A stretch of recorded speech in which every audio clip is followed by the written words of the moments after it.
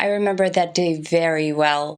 I was sleeping, and I just heard the sounds of rockets flying over my head from everywhere. It was like, whoo, whoo, whoo. I was like, what the hell? Am I dreaming or what? It's just after 6 in the morning on the 7th of October 2023, and Youmna El Sayed, a reporter for Al Jazeera, is at home in Gaza City. The balcony door was open, and I could see smoke in the sky, like white smoke. And I got up so quickly, and I ran quickly to the rooms of my kids. I found them still asleep. So I met my husband in the living room in front of the TV, and I just asked him what happened. He was like, I don't know, but this is big. The rockets were being fired by Hamas as part of an early morning attack on Israel's border villages.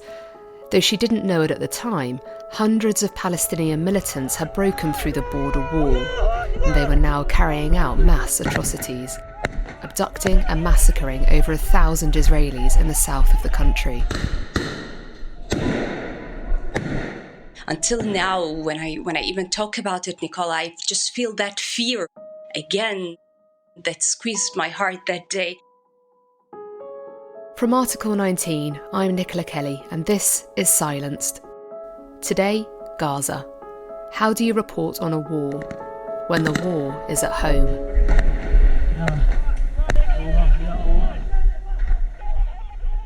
Seeing those first rockets, Youmna felt a journalistic compulsion to pick up a camera and to start documenting what was unfolding. And I ran to the window and I started filming a little bit. Just like seeing that scene and all these barrages of rockets flying that day, I just felt that this is not going to be like other times. This is going to be big, this is going to be massive, and I felt like it's going to be scary. Later that day, Youmna stood on a rooftop reporting live for Al Jazeera when she witnessed one of Israel's first airstrikes on Gaza. The Hamas forces are believed to have brought multiple Israeli captives back into Gaza. Do you know anything about that? What can you report at this stage?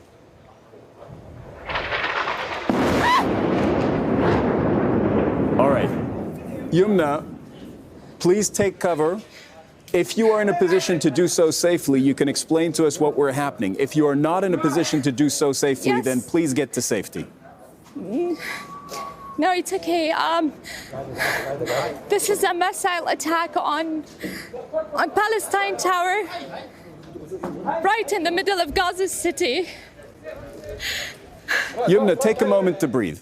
Take a moment. You and It was your a team. warning from Israel to residents of the building. They needed to evacuate immediately. Youmna stayed on the rooftop nearby, cameras still rolling. Soon after, the building was levelled in a series of missile strikes.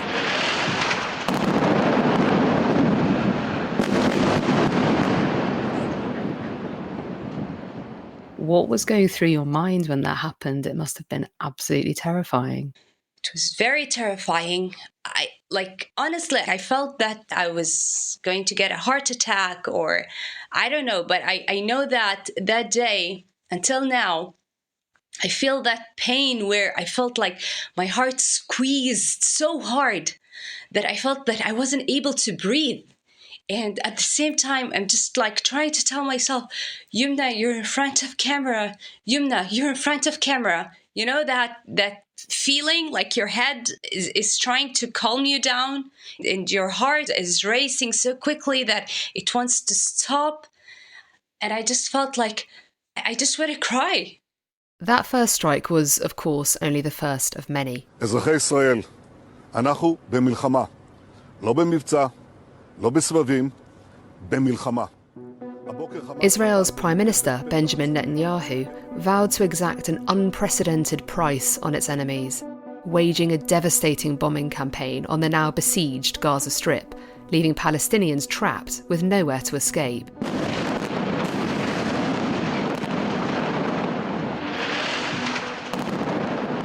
Within a week, hundreds of thousands of people have been displaced from Gaza City. Over 2,800 Palestinians have been killed since Israel's assault began. Over 10,000 have been wounded. Palestinian health officials say 47 families have been entirely... Fuel ran out, medical and aid supplies were blocked, food and water were limited. We don't have any water. We've reached a disastrous situation below zero. The situation is catastrophic by all standards, and with a food crisis... Youmna, meanwhile, was reporting round the clock, sleeping at the Al Jazeera bureau. Thousands of families have been instantly displaced. It's just full of rubble and debris everywhere. It was like from day to night, just reporting and going from place to another. Like the bombardments were continuous and ongoing and very intensive. You could just hear the sound of drones and Israeli war jets in the skies of Gaza. While she covered the escalating atrocities, she was largely separated from her husband and 3 children who remained at their home. And suddenly, I was reporting that the bombardments and the attacks were in the same area where my home is. And I'm reporting that this is the area that's being actually hit. Everyone in the bureau, they know that this is where I live, and they know that my family would have been in danger at that time. And just trying to control yourself as a journalist and be, as professional as possible and to report like nothing is happening. And at the same time, you're the mother, you're the parent, trying to find out, are they still alive? Literally, are they still alive? I tried to reach the neighbors. I tried to reach anyone. I tried to call my husband. There is no connection. There is no connection at all. There was a near-complete network blackout. Israel had struck a telecommunications tower, systems deliberately shut down. Eventually, after multiple attempts, she managed to get through. I got a call that was like breaking all the time. He just told me, we're fine, we're in the basement, don't come, it's too dangerous. And that was it. Though her home was only 2 kilometres away, she couldn't get there. From the floor of a hotel lobby near the bureau, she sat, watching the bombardment strike the buildings around her house, knowing her family was below. I was just watching the sky with all the bombardments, and everyone was like, Youmna, go and rest a little bit, just take some rest. You haven't slept for like 2 days. And I was like, you see these bombardments? They're right there on top of my home. They're right there on top of my home. Exhausted and overwhelmed, at 2:30 in the morning, she went up to her room to try and get some rest. Like less than half an hour. I swear to God, less than half an hour, I just found like a very loud knock on the door. Someone screaming my name, screaming my name. I got up quickly, I opened the door. He was like, get down quickly, they're going to bomb the building opposite to the hotel. So get down quickly. And then when I got down, I found hundreds of people in the lobby. So the lobby was full of people. It wasn't just hotel guests. Many had fled their homes nearby, their buildings already reduced to rubble. It was like 3 a.m. in the morning, and I can't forget that. Like the mothers and fathers carrying their kids, and they were half asleep and half awake, and some children crying, and everyone terrified, and everyone in their pajamas. It was total chaos. The next day she continued on, reporting from the areas which had been bombed the previous night. In between doing live takes for Al Jazeera, she got a call from her husband, telling her to come quickly, that he and their 3 children were being told to evacuate the building. So I left my bag, I left my handbag, I left my press vest, my helmet, I left everything in the hotel, and I ran home. Okay, because the bombardments had stopped and it was like midday, and I want to see him. And I just I hugged them. I guess, what happened? What happened? Did they say you're going to evacuate? But almost as soon as she got home, her producer called her. And he says, Youmna, don't return to the hotel. And I was like, why? I left my bag there. I left my phone there. I left everything there. What's wrong? And he was like, they're going to bomb the hotel. I was like, wait, I need my press vest. It's right there in my room, like right there on the table. Please get it for me. And he was like, it's too late. Khalas. He just told me like that. It's too late. Khalas. They gave the order to evacuate. That's it. Frantic phone calls from home, from work, constant warnings, don't come, move now, stay where you are. All the while, in the moments between, Youmna was on air every hour, delivering live reports. Sometimes I used to feel like I was in a movie. I swear, from how quickly everything was happening, I used to constantly speak to myself like, Youmna, are you dreaming? Like, this doesn't feel like it's reality. Just like everything happening so quickly. You're being here, this happens quickly, this changes. You're just here 15 minutes ago, this place gets bombed. And like, you just leave everything in it. And so on and so on and so on. This is our entire time. And this is how it went, day after day, reporting on the destruction, the biggest story in the world, while trying to keep her family safe. Like after 10 lives on the roll, I would take like an hour to rest or something. And then I would use that hour to like see my family quickly, like check on them. So I would just take that time to just go kiss them and hug them and tell them that I'm here and like I love you and just are you okay? You know, just give them that 5 minutes sense to each one of them that mommy is here. I'm here for you. But like when I'm at work, I can't talk to them because I'm always on camera. I don't have the time. I'm running from place to another in the field, or I'm writing a script. I'm doing interviews. So every single time I had like any break, I would literally just use that break to go see them for like half an hour and return quickly to finish my work. And this is all I could do for them. This is all I could give them at that time. As a journalist, Youmna always wanted to try to maintain a professional distance from the situation she was covering. That was hard enough with her family in danger from the bombardments.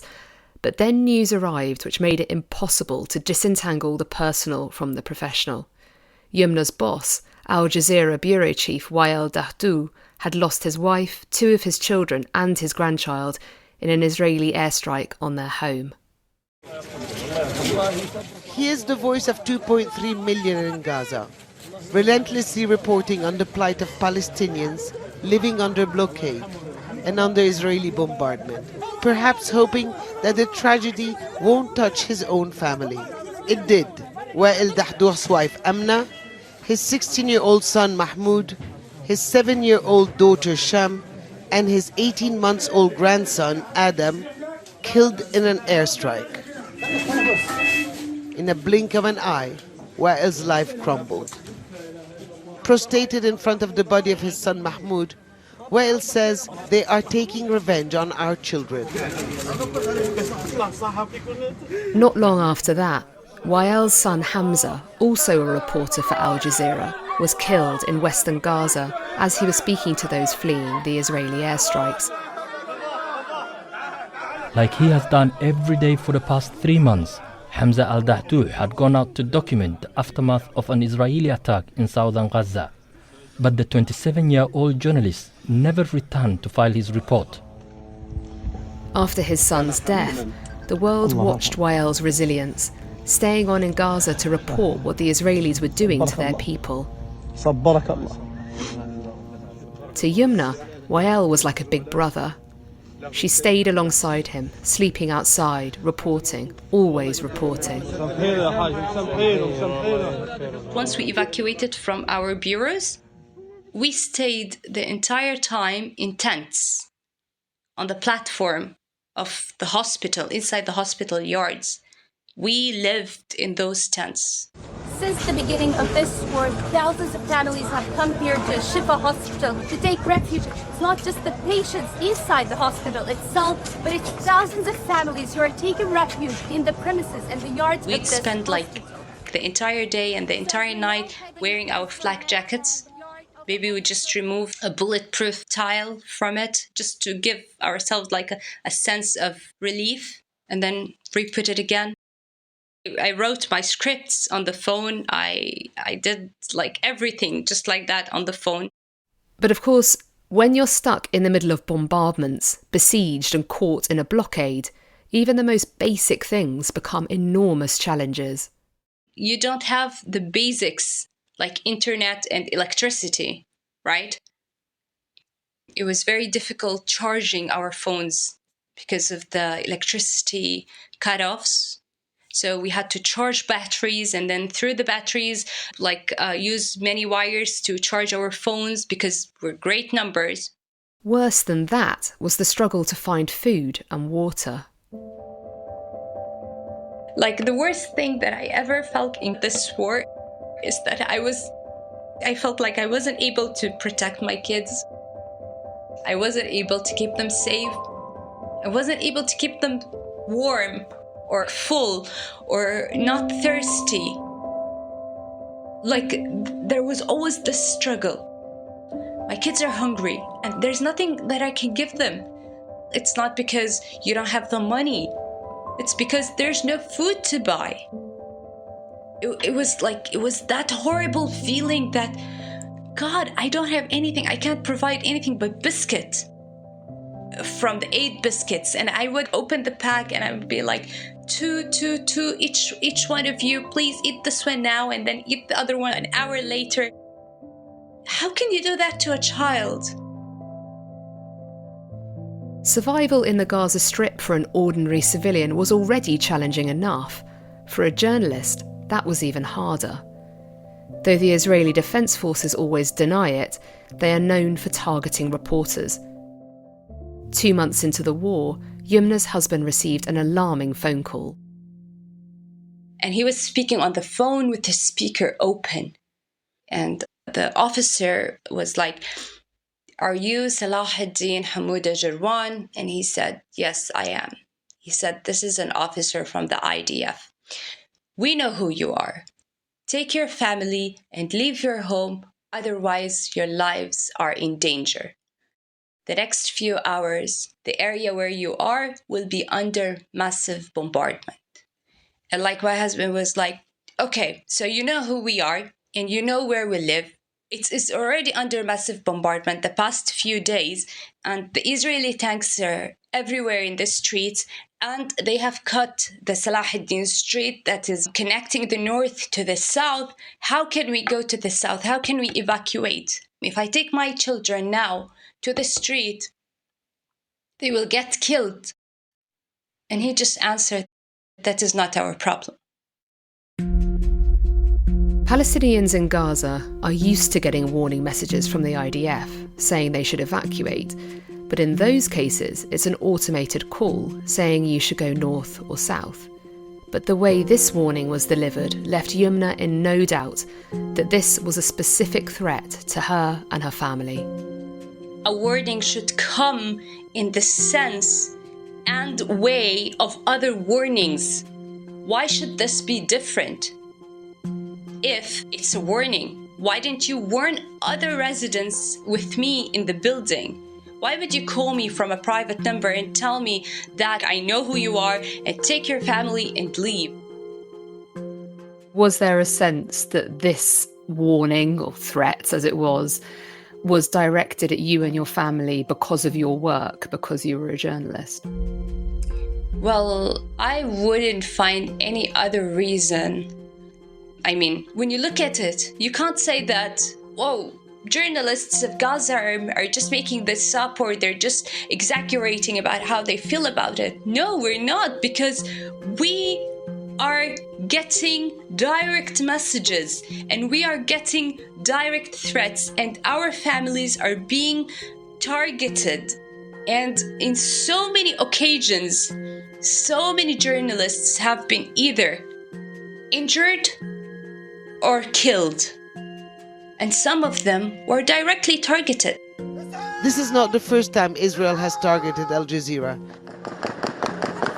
In May 2022, Shireen Abu Akleh was targeted and killed by Israeli forces while reporting in Jenin.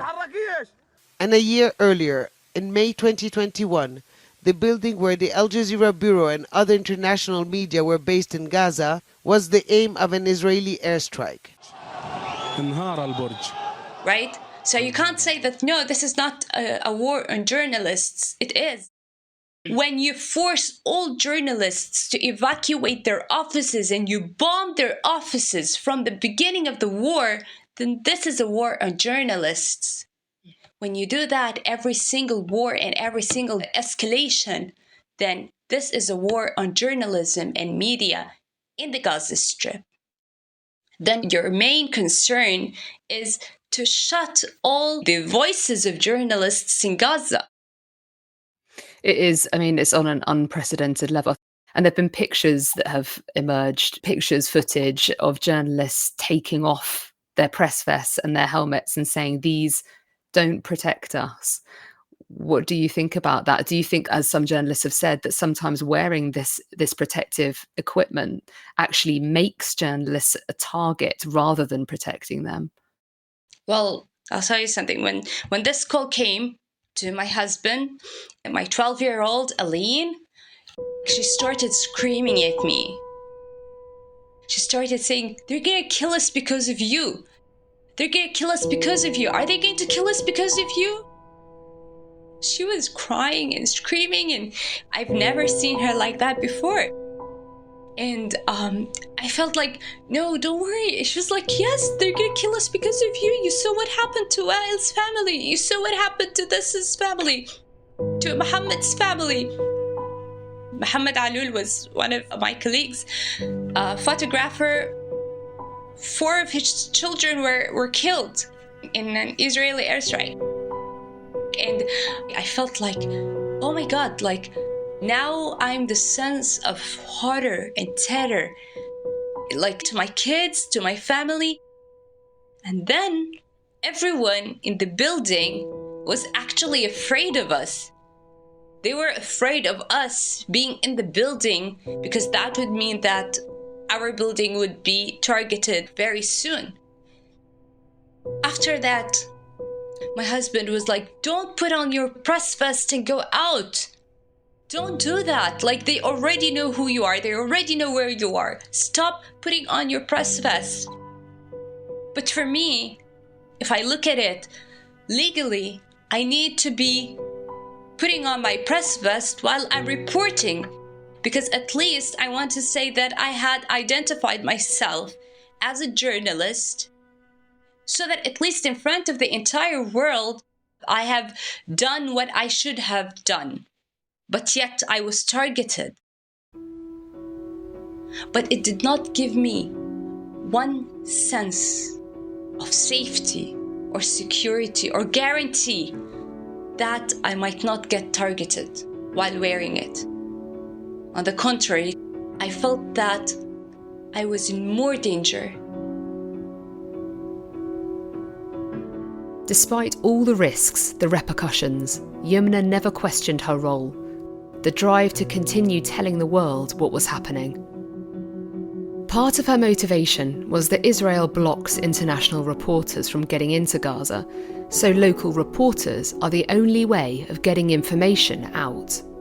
We know, as Palestinians, why Israel prevents international journalists from entering.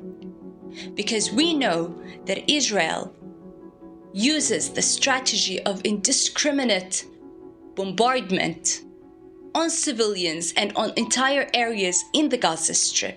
And that would subject these international journalists' lives to danger. But Israel doesn't care about our lives. Because whether I'm a reporter or a doctor or a paramedic, I'm a Palestinian. And so it's okay to be killed. But Israel doesn't want to have any international issues with other governments when their international journalists are being killed. And that's why it prevents them. And yet, we do bring out whatever we can. We speak, we show. We take footage, we send videos, we speak, we talk, we do everything that we can. But at the end, when this happens, it's not just your role as a journalist. You become a person with a moral duty of showing the world the reality and the fact of what is really happening.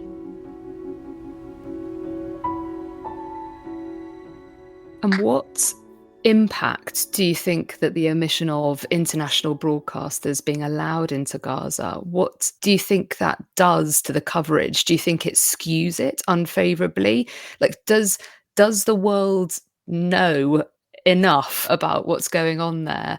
Or is there something that's being missed in Western media outlets? It would change a lot if international broadcasters would be allowed to enter the Gaza Strip. I'll tell you why. Because when you come to Western media outlets, they ask themselves a dozen questions before they believe you on what you are telling them as a Palestinian journalist. Okay? And they would look at the picture or the video, and it's right there in front of their eyes, and they would question it. Could it have been? Could it have been this? Could it have been that? And that sense of distrust, not trusting the Palestinian narrative from the Palestinian journalists in Gaza, that's a very big issue. Because if I am telling you this and you get into the Gaza Strip and you report the same that I'm saying, like in your own words, but the same realities, and that audience who had listened to me is now listening to you talking about the same facts, there is going to be more confidence, right, in the Palestinian journalist. And when a Western journalist decides to enter the Gaza Strip after the war has ended, that journalist is going to go into the Gaza Strip, use a Palestinian fixer with the help of a Palestinian translator, speak to Palestinian officials and visit Palestinian doctors and speak to Palestinian residents, and then at the end put out a story that this reporter has heard only from Palestinians, right? But then a Western channel decides that this is a reliable story because it was written or broadcasted by a Western journalist, but it's not reliable enough when I take it from a Palestinian journalist from inside the Gaza Strip at the time that it is happening. That makes me really uncomfortable. That sense that a Western journalist coverage would be trusted above Palestinian coverage. But it's right? This is actually what happens. This is the reality of it. But if you break it down, how ridiculous is the whole idea? Despite how vital it was to get accurate, impartial information out of Gaza, it eventually became clear it was just too dangerous to stay. Youmna and her family needed to get out. But while she and her children had Egyptian passports, allowing them to exit through the Rafah crossing, her husband didn't. They would have to pay thousands of dollars to a private agent to all reach safety together. We were able at the end to leave, and I felt like this is my only chance to save their lives. Not just from the indiscriminate bombardments, but even from the hunger, from the thirst, from the diseases, from getting cold and not even being able to keep them warm, right? You're forced to leave your land, your home, without anything. You need to leave every single thing behind. All you take with you is all these painful memories that you carry along after that. The war has, of course, cast a long shadow over Youmna's life, as it has every other Palestinian. After reaching safety in Egypt, she spent days on the phone messaging and painful nights awake, wondering whether her life would ever return to how it once was, whether they would ever see their homeland again. I have been out for like almost 3 months now. And until now, I don't feel like I'm a normal person. Especially that the war is still ongoing. This genocide is still ongoing. And it's just getting worse and worse every day. And I'm just thinking about the people there and about my friends and about my colleagues and everyone. The nightmares, the constant feeling of being sad, sorrow and grief inside. But like, I'm not going to lie to you, like, my worst problems now, Nicola, is that I can't sleep. No matter how much I try, I can't sleep. There's so many pictures that I can never forget, that I keep on seeing and remembering every single time I'm alone. I try not to spend any time alone. Like as a mommy, you would want to spend some time alone and have just like that peace of mind and relax for a while. And now I'm just so terrified of spending any time alone. Because once I'm alone or I'm not distracted by something, I constantly have these pictures in my head and these sounds in my head. I hear screams. I see so many bad pictures. You've lost your homes. You've lost your car. You've lost your memories. My home got bombarded with every single thing in it. You can't imagine how much it made me feel broken from the inside.